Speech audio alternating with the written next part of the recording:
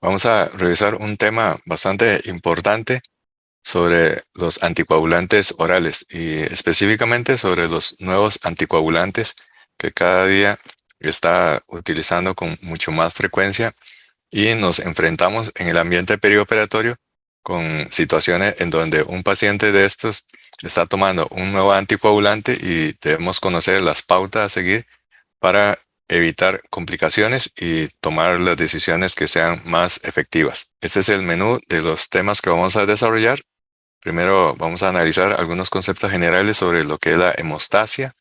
Posteriormente vamos a concentrarnos en estos nuevos anticoagulantes orales. Y para ilustrar, vamos a ver algunos escenarios clínicos en donde tenemos que tomar decisiones con pacientes que están tomando estos nuevos medicamentos. Y al final vamos a hacer un resumen de algunos mensajes para llevar a casa.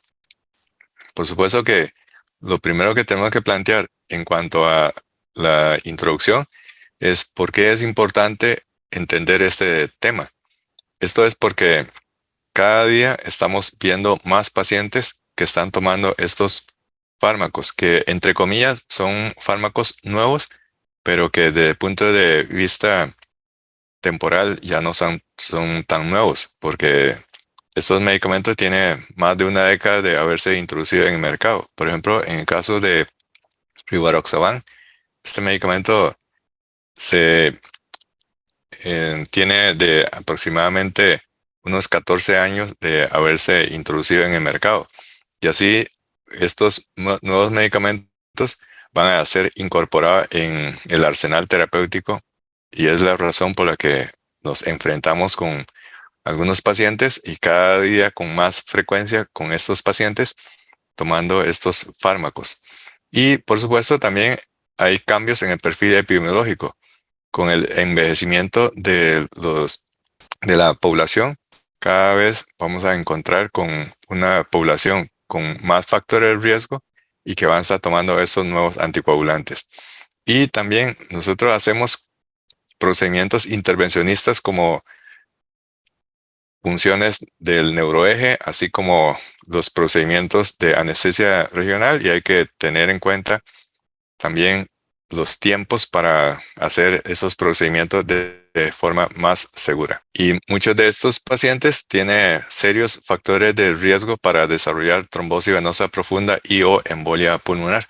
Entonces, entre la necesidad de una resolución quirúrgica y también la necesidad de mantener la anticoagulación, pone a los pacientes y a nosotros mismos en una situación de entre la espada y la pared, y hay que tener en cuenta todos los datos desde el punto de vista farmacocinético y dinámico. Y también hay pacientes que después de procedimientos que son bastante complejos, como en este caso una instrumentación prácticamente, prácticamente desde la, la parte superior de la columna torácica hasta la parte inferior, hay que mantener algunos de esos pacientes con una tromboprofilaxis efectiva, y a pesar de que han sido sometidos a tromboprofilaxis, pueden desarrollar fenómenos tromboembólicos y algunos de esos pacientes van a tener que tomar anticoagulantes orales. Y por el hecho de que esté tomando esos anticoagulantes orales, no lo exime de que en futuros próximos tenga que ser sometido a nuevas intervenciones.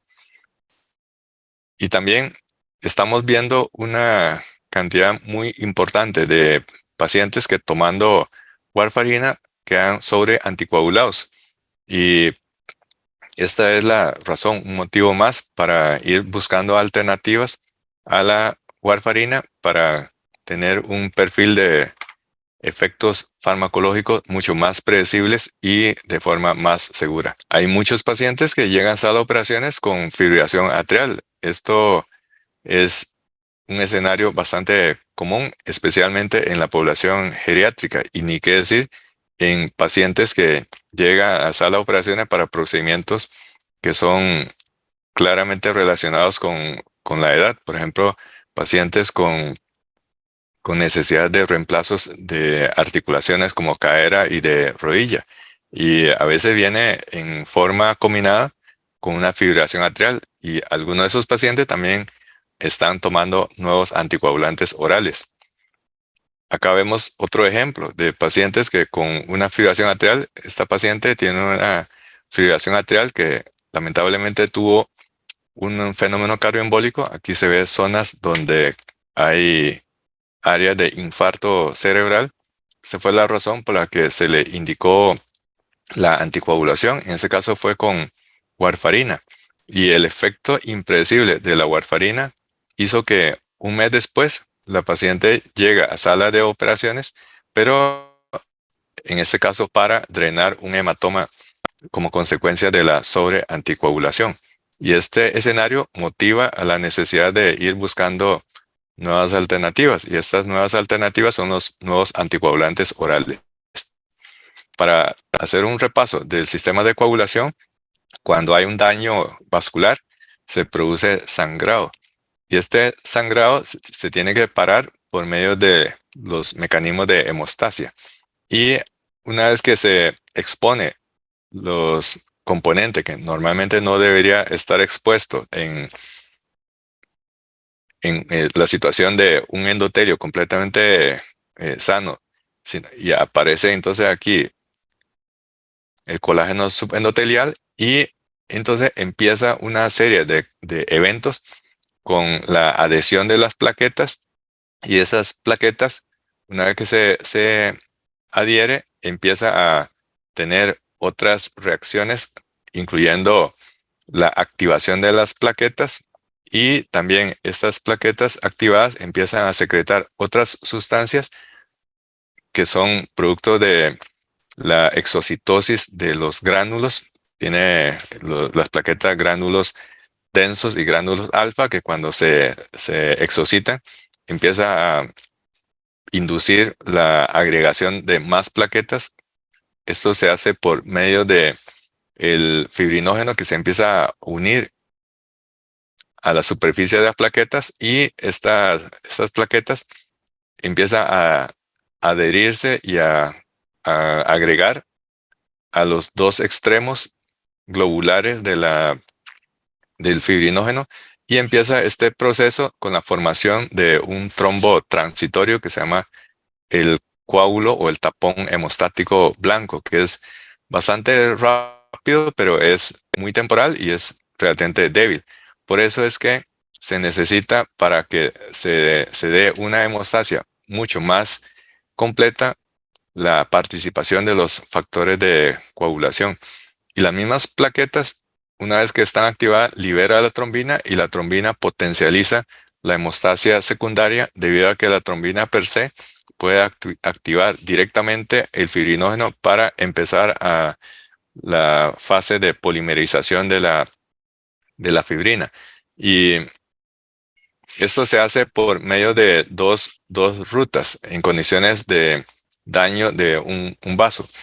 La vía extrínseca con la activación del factor factor tisular empieza a activar el factor 7. El factor 7 a su vez inicia la cascada de la vía extrínseca, pero también la vía intrínseca empieza a activar con la formación de el factor 8 y junto con eh, el factor 9 activado, va a activar el factor 10 y este factor 10 forma un complejo, se llama complejo protrombinasa con la participación de factor 5 y la protrombina, y esto hace que la protrombina se convierta en trombina y la trombina tiene actividad de serin proteasa y la trombina va a producir más agregación plaquetaria y va a producir también la activación del fibrinógeno, convirtiendo en una hebra de fibrina que se empieza a polimerizar y por medio de la acción del factor 13 terminará de estabilizar esa malla de fibrina y así se completa la hemostasia, la primaria y la secundaria. La primaria es la hemostasia en donde hay formación de un tapón blanco plaquetario y la hemostasia secundaria es la formación de un tapón rojo. Y así es como tenemos las dos rutas, la vía intrínseca y la vía extrínseca. La vía intrínseca también se le conoce como la vía de contacto, y la vía extrínseca es cuando hay daño tisular con la activación del factor 7 y termina en una vía final común con la activación del factor 10 hasta el factor 10 activado, y así junto con el calcio, fosfolípidos de las plaquetas, el factor 5 forma un complejo que se llama el complejo de protrombinasa. Y la enzima, este complejo protrombinasa actúa sobre la protrombina convirtiéndola en trombina, y la trombina, que tiene actividad de serin proteasa, va a actuar sobre el fibrinógeno liberando productos de degradación del fibrinógeno para convertir en fibrina, y la fibrina, que es soluble y es inestable, por medio del factor 13 activado, que se llama el factor estabilizante de la fibrina, se convierte luego en malla, una malla resistente de fibrina, y así atrapa eritrocitos y terminará de formar el tapón hemostático. Y nosotros podemos administrar diferentes medicamentos para alterar este mecanismo de la hemostasia secundaria. Los factores que son K dependientes son el factor 10, el factor 9, el factor 7 y el factor 2, que es la protrombina. Entonces aquí vemos cómo la warfarina puede bloquear el funcionamiento de la vía extrínseca del sistema de coagulación. Pero el problema de la warfarina es que puede ser impredecible sus efectos anticoagulantes, sobre todo porque la dieta interfiere con la acción de la warfarina, algunos medicamentos, incluso medicamentos que la gente lo toma como remedios homeopáticos, como en ese caso el jengibre. Y si toma medicamento que interfiere con el sistema P450, también va a interferir con la acción de la warfarina. Por el otro lado, el efecto impredecible de la warfarina obliga a la monitorización con el parámetro del INR. Muchos de estos pacientes que están tomando warfarina pueden tener INR completamente lábil a pesar de una dosis que está tomando correctamente de warfarina. Y eso precisamente es por la variabilidad, la gran variabilidad de efecto farmacológico de la warfarina. Por eso no es de extrañar de que la necesidad obliga a la creación de alternativas. Y dentro de esas alternativas tenemos esta lista, que son los nuevos anticoagulantes orales. Tenemos el dabigatran, que es un inhibidor de la trombina, y 3 inhibidores del factor 10 activado, que son rivaroxaban, apixaban y endoxaban. Entonces vamos a revisar ahora estos nuevos anticoagulantes. Dentro de las opciones farmacológicas para la anticoagulación, tenemos una lista bastante grande, empezando con las heparinas, que son de dos grupos, la no fraccionada y la de bajo peso molecular.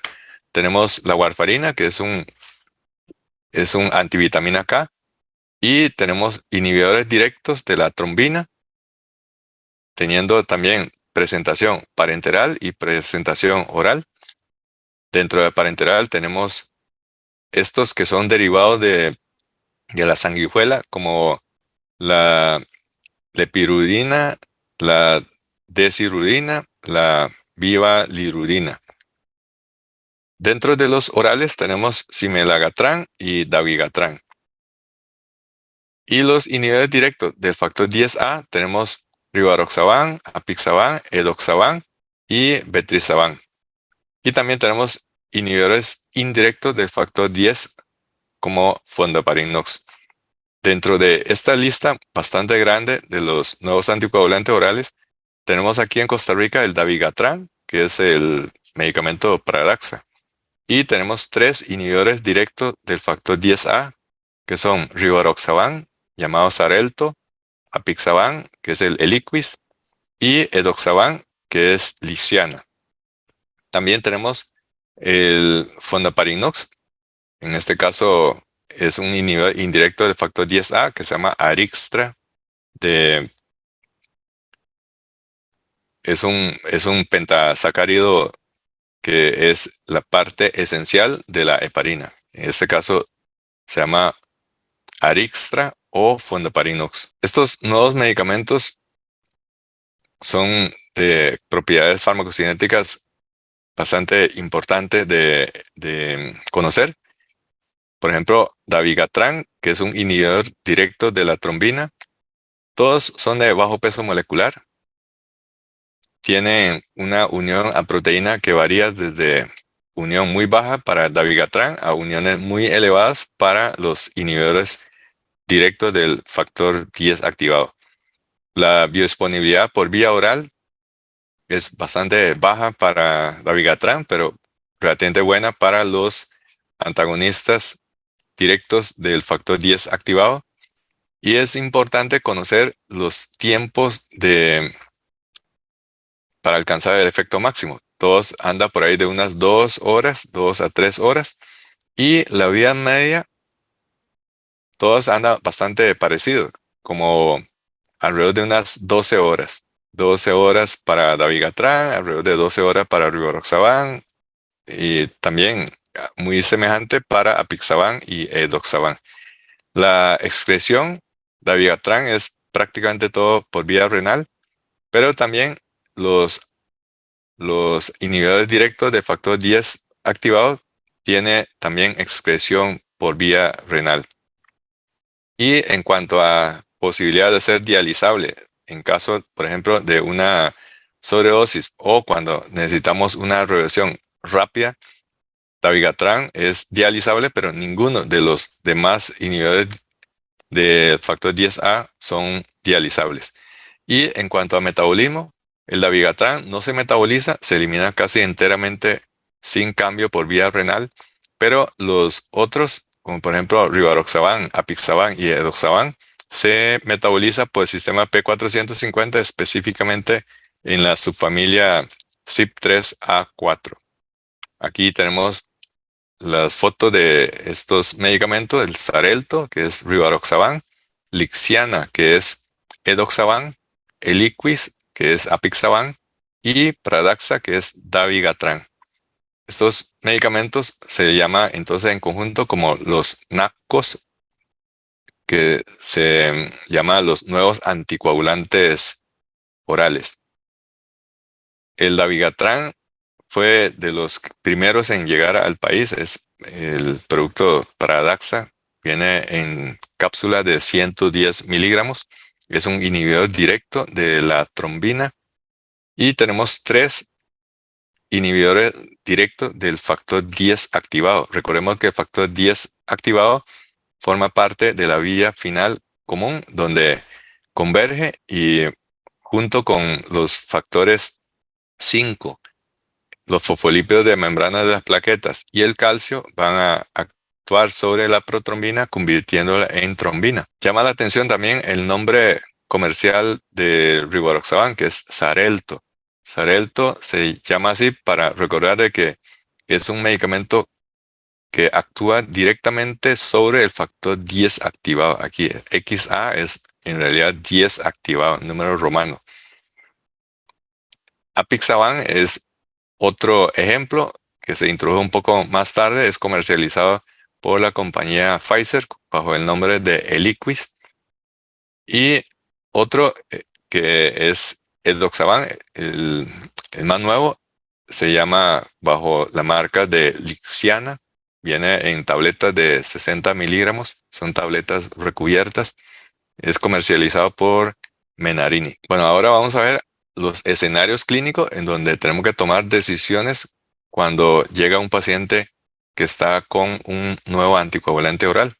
Para eso vamos a ilustrar con un ejemplo. Es un paciente masculino de 64 años que tiene una hernia inguinal izquierda. Pero este paciente tiene la particularidad de que está con una hernia inguinal y ha estado esperando durante 4 años. Finalmente le toca la cirugía y lo que se había planteado es una hernioplastia inguinal abierta y con la colocación de una malla de Marlex. Pero este paciente lamentablemente tuvo antecedentes de un evento cerebrovascular isquémico cardioembólico por una fibrilación atrial no valvular. Y este evento le ocurrió hace un año y le dejó como secuela una hemiparesia derecha. Fue una hemiparesia que al principio fue bastante densa, pero con el proceso de rehabilitación se fue mejorando. Entonces, este paciente estaba tomando anticoagulación con warfarina, media tableta, 2.5 miligramos por día, vía oral. Esta es la tomografía de este paciente. Aquí se ve dos zonas de infarto isquémico, acá y acá. Entonces, ¿este paciente amerita o no amerita de la anticoagulación, teniendo una fibrilación atrial? Para eso utilizamos la escala de CHATS-2. Son las letras del acrónimo de eh, insuficiencia cardíaca congestiva, hipertensión, edad de más de 75 años, diabetes y antecedentes de stroke o de isquemia cerebral transitoria. Esta es la escala de CHATS-2. 2 porque asigna doble puntaje para cuando ha tenido eventos de stroke. Existe otra escala que se llama CHATS-WASC. También se utiliza para la predicción de riesgo de cardioembolia.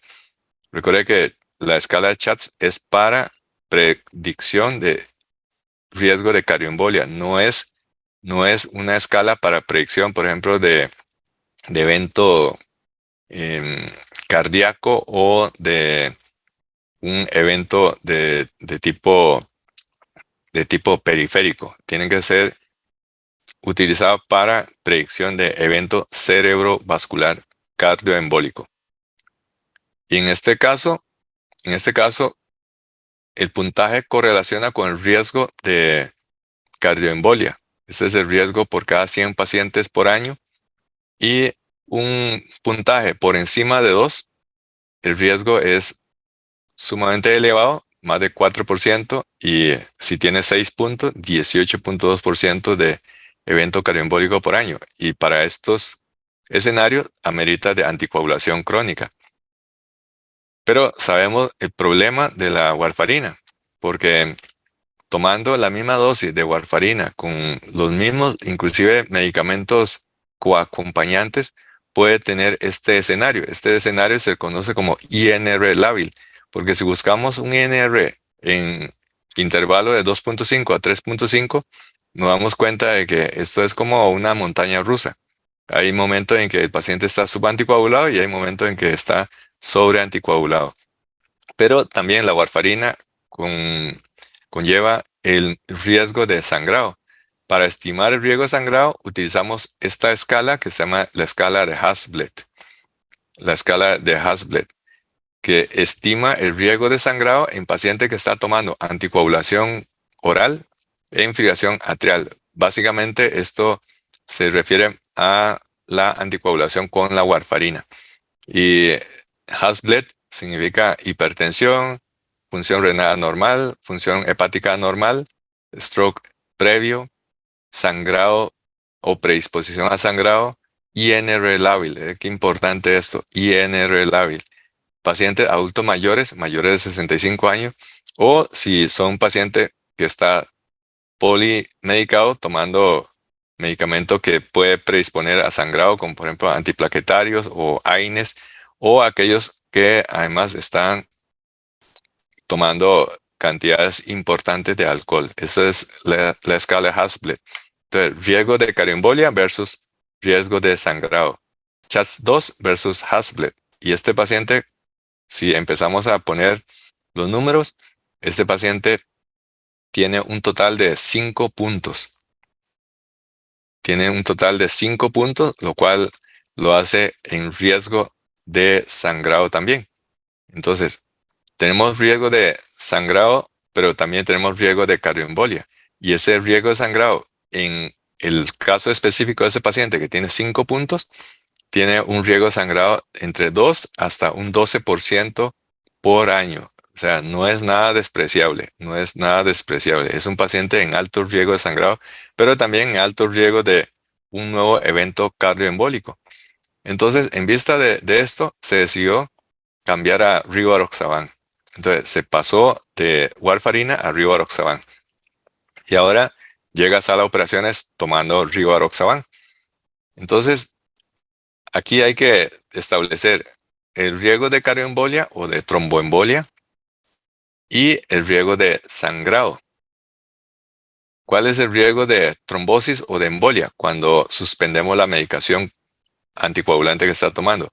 Pero también si suspendemos, disminuimos el riesgo de sangrado, pero aumentamos el riesgo de trombosis y embolia. Entonces, aquí hay que escoger el escenario, casi que se puede decir como el escenario menos peor para que el paciente ni sangre ni tenga un nuevo episodio de embolia o de trombosis. Y en algunos pacientes incluso el riesgo es latente y muy elevado, como en este caso, este es una pieza quirúrgica que se recuperó durante una cirugía de reemplazo valvular mitral. Aquí esto que vemos es un trombo organizado que toma el molde completamente de la orejuela del atrio izquierdo. Ahora, ¿qué pasaría si nosotros continuamos con la anticoagulación? Entonces hay riesgo de sangrado mayor quirúrgico, que dependiendo del tipo de cirugía, puede ser un riesgo bajo o un riesgo alto. Riesgo bajo es cuando el riesgo anda por ahí de 0 a 2% y alto por encima de 2 a 4%. ¿A qué se refiere sangrado quirúrgico mayor? Se define aquel sangrado por la anticoagulación que ameritó de una reintervención o la necesidad de transfusión de glóbulos rojos y o de hemostáticos, o que ameritó de una hospitalización o de reinternamiento. Entonces, en este caso, ese paciente va a ser sometido a un procedimiento de hernioplastia inguinal abierta. Podemos decir de que es un riesgo moderado para sangrado quirúrgico mayor. Pero ya automáticamente, si no es de bajo riesgo, no podemos continuar la anticoagulación. Así es que hay que suspender la anticoagulación. Pero evidentemente también hay algunas cirugías en donde el riesgo es inaceptable para el resangrado. Por ejemplo, una instrumentación de columna, como en este caso, el riesgo es tan elevado que no se puede mantener la anticoagulación. O cuando son pacientes sometidos a cirugías articulares mayores, un reemplazo de rodilla, un reemplazo de cadera, es una decisión insensata mantener la anticoagulación, porque el riesgo de sangrado intraoperatorio y postoperatorio inmediato es inaceptablemente elevado. Y algunos casos, así que ameritado de reintervención. Acá, por ejemplo, no es el ejemplo de un nuevo anticoagulante oral, fue de una paciente que fue sometida a una histerectomía, estaba con dosis de tromboprofilaxis, no de anticoagulación, con enoxaparina, y en postoperatorio la paciente se chocó, hubo necesidad de una reintervención y aquí se puede observar cómo en la cavidad abdominal estaba sacando gran cantidad de coágulos. En el caso de este paciente, evidentemente hay que suspender la anticoagulación, pero se debe conocer también los tiempos de retiro. Acá tenemos una tabla donde se recomienda los días de retiro preoperatorio de la anticoagulación. En el caso de dabigatran, cuya duración es bastante más largo, el efecto se debe suspender 5 días antes. Y para apixaban y rivaroxaban se recomienda suspender 3 días antes. 3 días antes.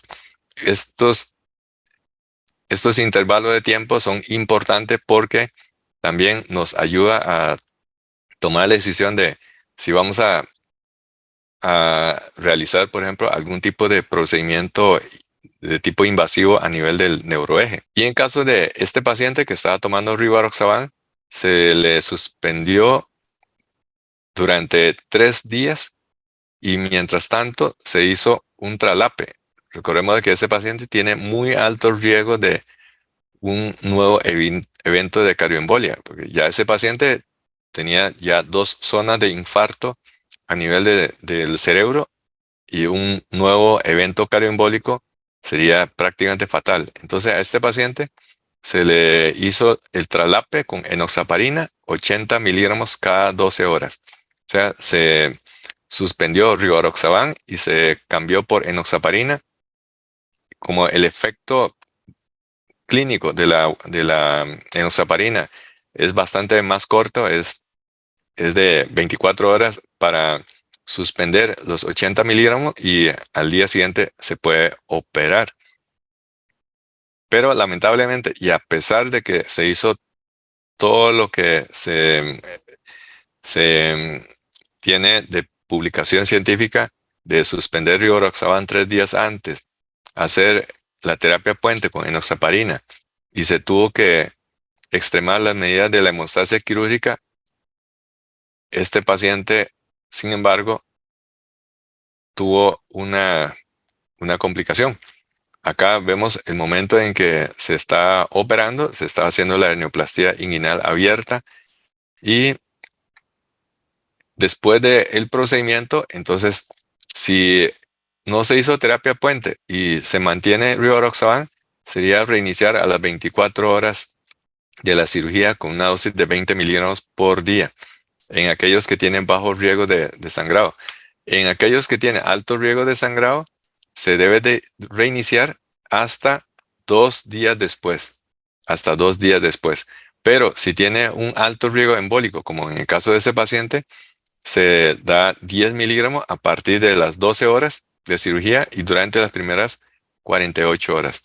Bueno, este es el esquema propuesto, pero en lugar de esto, se prefirió para tener una mayor versatilidad en cuanto a los tiempos, se prefirió mejor continuar con enoxaparina, 80 miligramos cada 12 horas.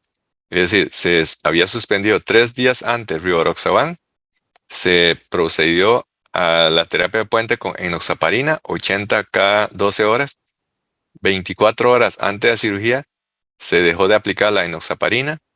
El paciente fue operado y después de la operación se continuó la anticoagulación con enoxaparina, 80 miligramos cada 12 horas.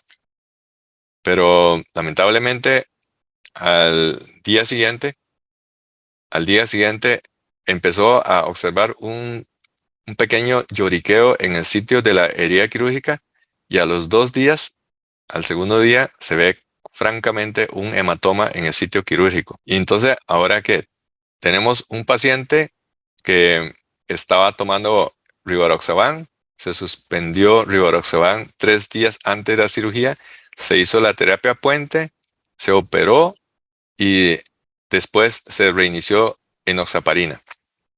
Y ahora a los 2 días presenta un hematoma en el sitio quirúrgico. Entonces la decisión sería drenar el hematoma o más bien observar. En el caso de este paciente, si se lleva nuevamente a sala de operaciones, se tiene también el riesgo de otro resangrado. Entonces, en vista de que el paciente estaba estable hemodinámicamente y el hematoma se puede vigilar mediante examen físico, entonces se decidió observar y no llevar al paciente, el paciente a la sala de operaciones. Pero aquí entonces la pregunta es, ¿cuál es el mejor antídoto para el manejo de la hemorragia por los nuevos anticoagulantes orales? Aquí por dicha se hizo un traslape de rivaroxaban a enoxaparina. Enoxaparina sí tiene un agente de reversión, pero si no fuese este escenario, entonces el mejor antídoto sigue siendo el tiempo, la farmacocinética. 3 días para desaparecer el efecto del anticoagulante oral. Y entonces aquí es para recordar de las propiedades farmacocinéticas que habíamos visto previamente y es muy importante tomar en cuenta los tiempos. Tiempo para efecto máximo casi siempre a las 2 horas y la vida media alrededor de unas 12 horas. Recordemos de que para que el medicamento empiece a desaparecer en cuanto a sus efectos farmacológicos, deberíamos esperar 3 vidas medias para que se elimine el 95% del fármaco. Entonces, esta es la razón por la que en el caso de estos medicamentos, debido al riesgo de sangrado, a veces se prefiere dar hasta 4 vidas medias. Estamos hablando de 2 a 3 días de suspensión. Pero este paciente evidentemente ya tiene más de 3 días de haberse suspendido el rivaroxaban. Entonces, ¿qué fue lo que lo hizo sangrar? ¿Qué lo hizo sangrar? Cuando se le hicieron las pruebas de coagulación, el INR está normal y TPT y TP está dentro de límites normales. Uno pensaría, en el caso de una heparina, el tiempo de tromboplastina activada, TPT, debería ser también prolongado, pero la enoxaparina tiene una selectividad hacia el factor 10A. Por ende, no altera, a pesar de que está recibiendo dosis completa de anticoagulación, no altera el TPT. Sabemos de que el INR monitoriza el efecto de la warfarina, pero el TPT y el ACT, que es el tiempo de coagulación activada, se utiliza para monitorizar los efectos de la heparina, pero no fraccionada. No así para la heparina de bajo peso molecular. Entonces, el TPT está normal, pero eso no significa que ese paciente no está con efecto anticoagulante, porque el efecto de las heparinas de bajo peso molecular es muy selectivo hacia hacia el factor 10A, pero es una inhibición tan selectiva que TPT ni siquiera se prolonga. Pero por el antecedente de la enoxaparina, es evidente de que el sangrado tuvo que haber sido provocado por la enoxaparina. Entonces, ¿cómo hacemos para revertir esta, esta anticoagulación por la enoxaparina? Entonces, como se le había administrado 80 miligramos, o sea, 0.8 cc de enoxaparina, esta jeringa contiene 80 miligramos y por cada miligramo representa 100 unidades anti-10A. Eso significa de que los 80 miligramos de enoxaparina equivale a 8.000 unidades anti-10A en una jeringa de 0.8 cc. Y para la reversión utilizamos la protamina. Esta es la presentación de protamina. Esto viene en ampollas de 5 cc. Cada ampolla contiene 50 miligramos y cada miligramo equivale a 100 unidades de actividad. Esto significa de que la ampolla trae 5.000 unidades que va a neutralizar en una acción 1 a 1 a 5.000 unidades de enoxaparina. Y como se le había aplicado 80 miligramos, entonces lo que hay que hacer es aplicar 8.000 unidades de protamina. Estamos hablando de prácticamente ampolla y media de protamina. Y eso fue lo que se le hizo con este paciente y se dejó en observación y dichosamente el hematoma no progresó, se dejó en observación durante 3 días más y fue egresado. Acá vemos la consecuencia del sangrado postoperatorio. Él ingresó a sala de operaciones con una hemoglobina de 16.2. Después de la cirugía y con el hematoma, la hemoglobina le bajó a 10.5. O sea, 16.2 a 10.5, la hemoglobina descendió 5.7 gramos, 5.7 gramos. Y tomando en cuenta de que cada gramo equivale a aproximadamente una unidad de glóbulos rojos empacados, es como si este paciente se hubiera perdido alrededor de unos 5 unidades de glóbulos rojos empacados en sangrado. Pero dichosamente ese paciente no estaba bajo efecto del rivaroxaban. Pero ¿qué pasaría si el sangrado se presentase cuando está todavía bajo efecto de los nuevos anticoagulantes orales? Entonces, ¿cómo se maneja el sangrado en un paciente que está tomando nuevos anticoagulantes orales? Obviamente, suspender la medicación, continuar con las medidas de soporte si tiene inestabilidad por la anemia, habría que transfundir glóbulos empacados, vigilar por la progresión del sangrado, transfusión de hemostáticos, pero esto a veces es como nada más apagar un poco el incendio porque la transfusión de hemostáticos no revierte el efecto de los nuevos anticoagulantes orales. La diálisis solo es aplicable para dabigatran, no para los inhibidores directos del factor 10A. De hecho, es un escenario bastante hipotético y a veces como utópico, de que un paciente de estos que está sangrando, ¿en qué momento está con una estabilidad como para que sea llevado a sala o se le haga una diálisis? Y esa diálisis tiene que ser diálisis con filtro especial con carbón activado. O sea, un mecanismo de diálisis con hemoperfusión, lo cual es completamente difícil de pensar en un escenario en el mundo real. Y si el paciente tomó la cápsula o la tableta hace menos de 2 horas, quizás el uso de carbón activado vía oral puede quelar esos fármacos que todavía no se ha absorbido. Pero también es un escenario bastante utópico y casi nunca se da. Y en caso de sangrado, el Octaplex y Novocevin, ahí es un signo de pregunta porque no revierte el efecto del anticoagulante y la administración de los complejos de protrombínicos y el factor 7 recombinante sería como para apagar el incendio. Y lo ideal es contar con un antídoto. En el caso de la warfarina, el antídoto es la vitamina K o la transfusión de plasma fresco congelado. Porque imagínense que un paciente esté con un sangrado activo y no para y no para, o en este caso, un sangrado intracraneal, necesitamos revertir inmediatamente el efecto del anticoagulante. Si fuese la warfarina, podríamos dar plasma fresco congelado o el complejo protrombínico. Acá vemos la pantalla que corresponde al momento en que se le estaba haciendo una craneectomía y descompresión y drenaje de este hematoma.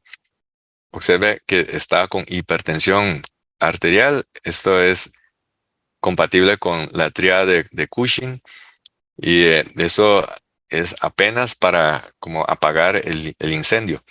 Pero por lo menos para la vitamina, para la warfarina, sí tenemos antídoto, que es la vitamina K, el Octaplex y plasma fresco congelado. Pero para los nuevos anticoagulantes, ¿existe o no algún antídoto? Pues la respuesta es sí. Para la warfarina, contamos con la vitamina K, plasma fresco congelado o el complejo protrombínico. Para la heparina, tenemos la protamina. Y para los inhibidores directos del factor 10A, tenemos un antídoto que se llama Andexanet alfa. Andexanet alfa ha sido aprobado por la FDA. Esta es la publicación original en New England Journal of Medicine en el año 2015, en donde se puede ver el Andexanet alfa, que es capaz de revertir la actividad anti-10A de los medicamentos como apixaban y rivaroxaban. Entonces, aquí vemos el esquema de el efecto anti-10A cuando estaba bajo efecto de apixaban. Cuando se da placebo, observe de que la actividad anti-10A no decae, no decae. En cambio, cuando se administra Annexanet, se normaliza prácticamente, pero para eso necesita una infusión continua porque el efecto para la reversión de apixaban depende de una infusión continua de Andexanet. Una vez suspendido después del bolo, vean cómo a las 2 horas ya la actividad anti-10A del apixaban es igual que cuando el grupo que recibió el placebo. Y lo mismo con el rivaroxaban, el mismo fenómeno. Cuando se aplica Annexanet, se desaparece el efecto anti-10A del rivaroxaban, pero una vez pasado a las 2 horas, el efecto anti-10A del rivaroxaban continúa. Acá vemos una animación de cómo actúa el Andexanet. Aquí tenemos apixaban, que son de estas bolitas de color naranja. Y este Andexanet va a formar un complejo evitando el efecto del apixaban sobre el factor 10A. El otro medicamento es el dabigatran. El dabigatran, que es Pradaxa, también cuenta con un agente de reversión, es un anticuerpo monoclonal, se llama idarucizumab. Es un anticuerpo que lo que hace es formar un complejo con dabigatran, evitando el efecto de dabigatran sobre la trombina. Bueno, y evidentemente el mecanismo o el efecto más útil, así como está planteado el escenario, en donde aquí no tenemos estos medicamentos como el Andexanet y el idarucizumab, entonces lo que nos queda es esperar y por mientras aplicar todas las medidas como los hemostáticos y seguir vigilando al paciente. Finalmente, es importante también atiempar lo que nosotros hacemos cuando queremos hacer una punción del neuroeje, porque si no tenemos un parámetro de seguridad en cuanto al tiempo, podemos provocar este tipo de complicaciones. Acá se ve un hematoma epidural. Sería una situación catastrófica. Observe cómo el hematoma está comprimiendo la médula y provocando un déficit neurológico que, si no se revierte rápidamente mediante la minectomía, puede quedar el paciente parapléjico para siempre. Entonces, tenemos que conocer algunos tiempos.